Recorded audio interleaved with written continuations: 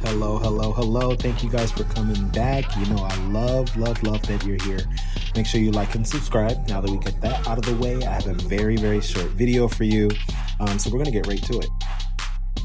So what you're looking at right now is my Philodendron Squamiferum. And I have a really funny story about it. Quick little story. I was in the meatpacking district, right? I see this red bristle philodendron in this store, and I couldn't buy it. It was just on display. So I'm looking around everywhere. I cannot find this beautiful plant. So I give up. Then I find the Squamiferum. I take care of the Squamiferum. I start researching the Squamiferum, and I fall in love with it because it has this red bristle petiole.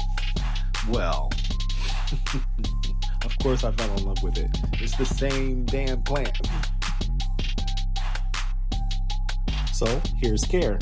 This plant is so happy with bright filtered light or indirect light, and take care to avoid direct sun that will burn its little leaves. You want to water it when it dries out, at least the top 2 inches of soil, then you can give it a little drink.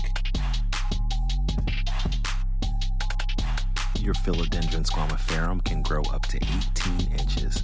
It is a climber, so it likes a pole, and you know I have no problem with that. I like to put my plants on a pole.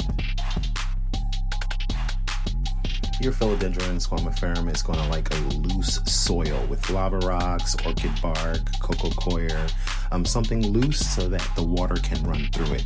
It does not like to be waterlogged. So all in all, this is a very beautiful plant. I think it's one for the collection. One thing you need to know, it is poisonous, so you want to keep it away from pets and children. That's about it. Quick little video on my Philodendron Squamiferum. You guys have a great week, and I will see you next week in the next video. Make sure you like, make sure you subscribe, make sure you tell a friend. Bye, guys.